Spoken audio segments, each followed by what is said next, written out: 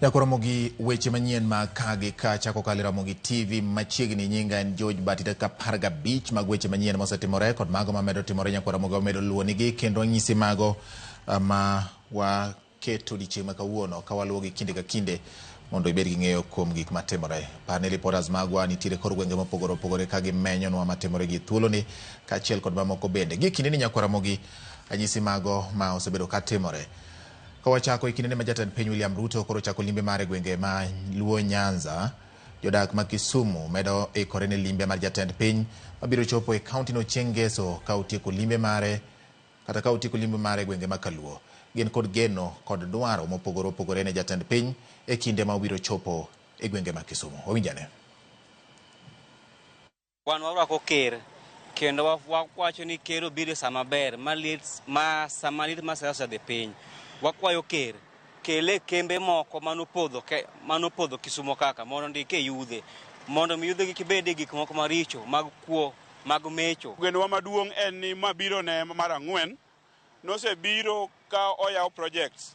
Koro nakwayo ni okwongo tiekie mano yawo koko chako singnwa moko ma odwa singo. Kendo nakwayo jotendwa ma oyier duto te ka giromo gi rais. Kigipama to ginyis rais ni japiny dwaro ni manise chako cha kuongi tieki mondo wane olembe koka wachako wayaw moko. Akawo thuolo ni kago erokamano ne His Excellency Raila Amolo Odinga kuom bedo gi rieko matut moparo mondo mi giriwre kod His Excellency Honorable William Ruto. Wuodhi mabiro Nyanza warwako kabisa. Ta wadwa kwayi kaka jo Nyanza yudi round table minyalo betie go gi jo hala mondo mi jo Nyanza wan bende wawinjie mit mar olemo ma ji osebedo ka winjo kani machiegni e round table mar bedo e tipo mar president.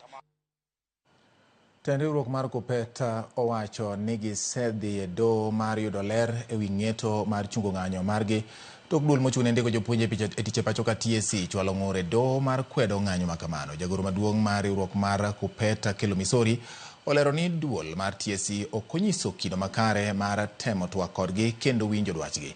Omedo ni ng'anyo mar jopuonje biro dhi nyime nyaka odiechieng' ma duol mar TSC oikore mar twak kodgi e yo ma owinjore.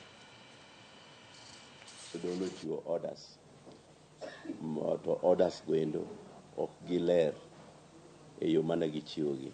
Strike nochakore chuny otieno mar tarik 25 to gin gidhi e court tarik 27.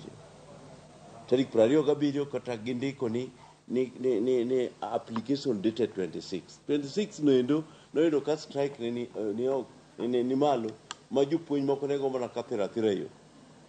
Koro mano endo nyiso ni ka in gi employer ila macharo gi TSC ni to chalo ka gima koro kare gikia gima gitimo. Nikech gima ne omiyo wadhi e ng'anyo en gima ne ginyalo geng'o. Kawasoro nyakoromogi ne riwruok makelo ne jotije mag kotu okwayo jopuonj mag Kupet mondo odogi e tich ka geno nitie ni winjruok e kind riwruok mar jopuonj mar Kupet kod piny owacho biro bedo kaluwore kod winjruok ma kanyakla mar yiedo e tich miluongo ni CBA ma higa 2021 nyaka 2025. Jagoro mar kotu Francis Atwoli oyango ni piny owacho chano mar ndiko jopuonj mar 20,000 mongirore kochopo higa manyien chakne mano dwe mar Januar ka luwore kod singo mar jatend piny William Ruto ma bende wacho ni oseketo omenda maromo bilion 18.7 ne ndiko jopuonjgo. I had a meeting yesterday with the union concerned as our affiliate, and immediately we were meeting. This letter had been written from the Minister of Education, assuring them of what the government is going to do. One of the things that the government promised is to pay them by Friday. Is going to disperse about 13.5 billion. I'm appealing to TSC to make sure that they are in touch with the Kupet Union. Today, they sign a return to work formula. Because if they don't do so, eventually there might be victimization for those teachers who had organized the strike and who are leading in making sure that there is a total boycott by teachers to go to schools. Jopuonj ma Kuppet e kaunti ma Homa Bay onyiero chik manyodo ogolo mondo migidoge tich ka giwacho ni duol mar TSC ok nyal buogi kod wach mar doho. Tend Kuppet e kaunti no ko ni ng'anyo margi biro dhi nyime nyaka chieng' moro piny owacho ket e tim dwaro gi duto te ma Kuppet ne osechwalo negi. Jopuonj go mano bago ng'anyo e boma ma Homa Bay ogonyon ni gibiro mana winjo ote mar jagoro maduong' mar Kuppet Akelo Misori kendo chik ma bende doho ogolo ni ok nyal buogi kata matin. Gisiemo tende sikunde mag sekondar ma chenro mag somo dhi e nyime ka giwacho ni ok ginyal yie mondo jopuonj moko ndhogi e kinde ma gidhi nyime kod ng'anyo. Kot golo ga chike to TSC owuon pok nogolo chuok chik kata chiel. Koro ka TSC ok nyal luwo chike ma doho ogolo, wambe ok wadhi luwo chik no because strike marwa and protected by the law. Makoro wan wacho ni chik mwanyalo luwo sani en chik ma Nyasaye omiyowa gi chik ma Akelo Misori dhi nyisowa. Sirikal owe kawo wigi bas giketo e kuoyo. Nikech sama gikawo wigi giketo e kuoyo ka giparo ni gik ma thago jopuonj biro rumo. Confirm intern teachers now. Confirm intern teachers now. September wadwaro the first lot of it confirmed. CPG will review it today. Wadu jopuonj gi poko yudo kata mshahara sama wawuoyo ni. Mshahara no wadwaro bank sani. Wadwaro mshahara ne bank sani ok wabiling. Mang'eny doho oseng'ado weche mang'eny ne jopuonj machalo kaka confirming JSS machalo kaka the 50-60 ndalo mokalo machon to pok waneno ka gitimo kamano. Koro wan kaka jopuonj kawuono wawacho ni let them set an example.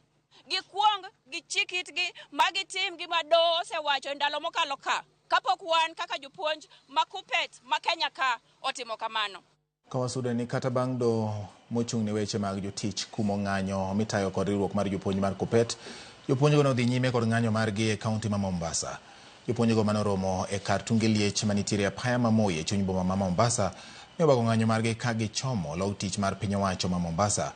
Kotelnegi kod jagoro margi Linet Kamadi, jopuonj go ne oramo ni ok gibidok chien nyaka chieng' piny owacho e boduol mandiko jopuonj e tich TSC chop dwaro margi.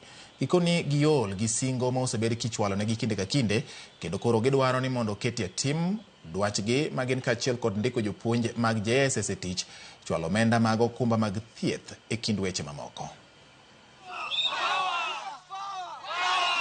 Mahakama ilikuwa inazuia mgomo ambao haujaanza, ule ambao unanuiwa kuanzishwa. Lakini sisi mgomo wetu ulianza tayari tarehe 26. Hiyo uamuzi wa mahakama haituhusu sisi kwa leo.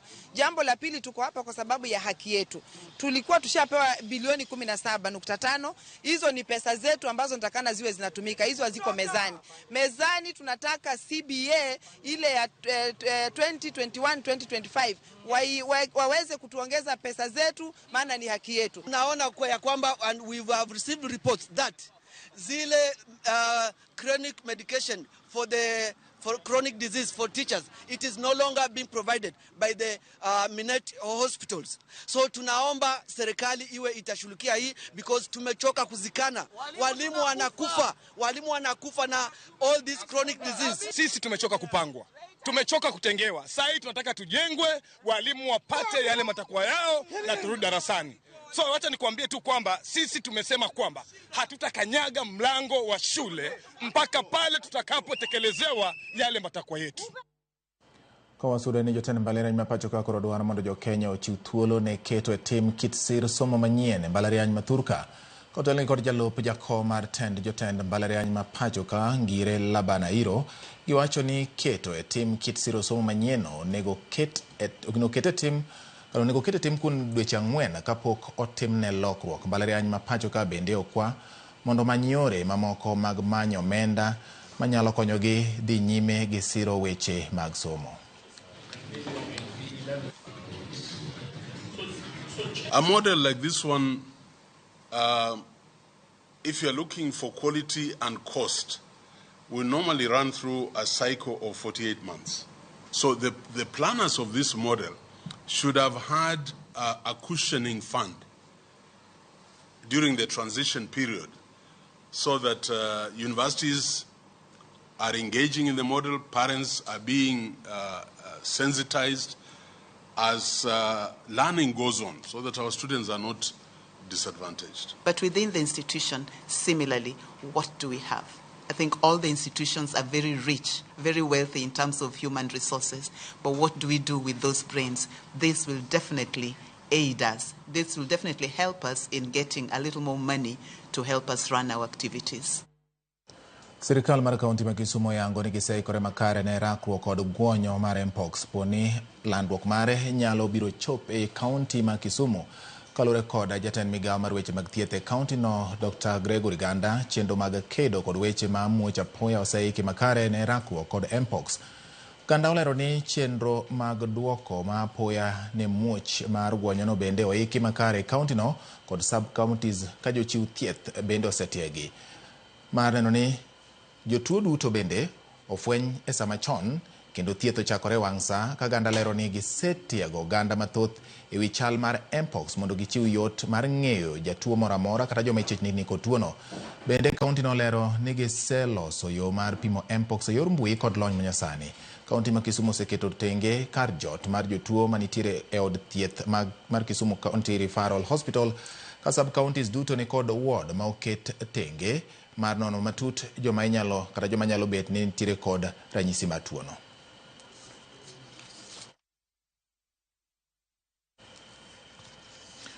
Ywaruok muoch oko mar doho ma Kisumo bang' jatend boma ma Kisumo Balawanga temo riembore kod jaohala Judith Matengo mong'ere kod nying mar Nyaramba kod johera mage e kinde kata tok do ng'ado ni Nyaramba e jatend chiro ma Kibuye nyaka bi tim yiero machielo dwe mar 4 mar higa manyien.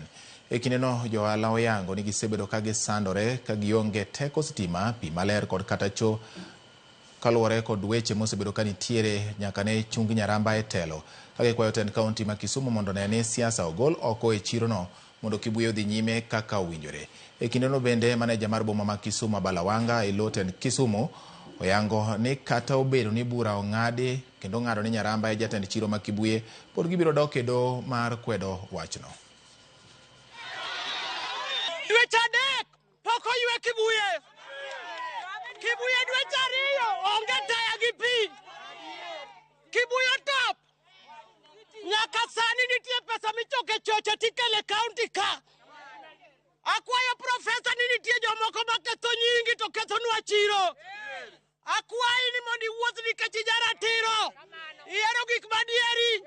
Wuoth mondi dhine kaka Kibuye chal, Kibuye top. Decision ma court ogolo Kibuye, we respect it, but we welcome because election kaka court cross wacho April election bureau a contract ma onogo Kibuye ok en mar individual, en mar officials ma Kibuye. Koro officials ma Kibuye monego bed ni execute gimo kwadwar ni ng'ato dhi keto no choko pesa mag choche otiyogo kanyo watimo audit wani pesa nochoko almost 2 million gima pesa neko timo onge ma pesa go dhiwa kia koro nitie sections moko wabi appeal nitie mapod odhi appeal. Owuok gwenge ma Kibuye Kisumo wadhi nyaka e kaunti ma Siaya nyakora gi jonjore ma omanore gi gige lweny omonjo kami kunyo mula moro e kar chungur bura mar Arieda kendo yombo gi gige tich manengo ge romo milionde modhuro. Jonjorego mane ranjore no mane otimore okinyi ma kawuono e gweng' ma Ramba e Yasembo Central ne omiyo jorit mar kambi ma ong'ere gi nying mar Amlight Resource Company mane ochungo chenro mage gi do ne oringo ma olal. Kaluwore kod maneja mar kambino Amos Barasa owacho ni ma en tielo mar 5 ma kambino osemonje higani ka onge chik moro amora mosekaw ne joma timo monj ma kamago kata bed ni gin jonjore ma ong'e.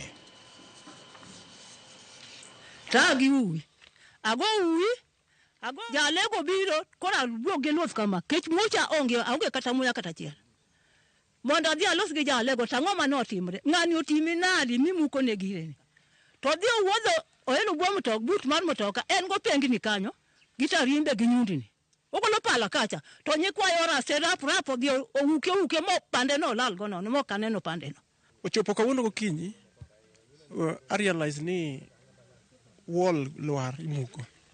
Koro wan ne wadhi nyime gi our business as usual. To realize ni wall inabomolewa. I had to escape with my colleagues, and as we were going out, the wall is already down, and now they were coming in. Now they spoiled everything, and it was all in all, they destroyed everything within the compound. They looted, and they went with all that they could manage. The area that is surrounded with the perimeter wall, there is a court order that has stopped any form of evacuation, any form of mining. Invaders have invaded that open ground, dug tunnels. There is no mineral on that side. They have dug a tunnel that is coming now to the area of Amos that has been barred from any form of excavation.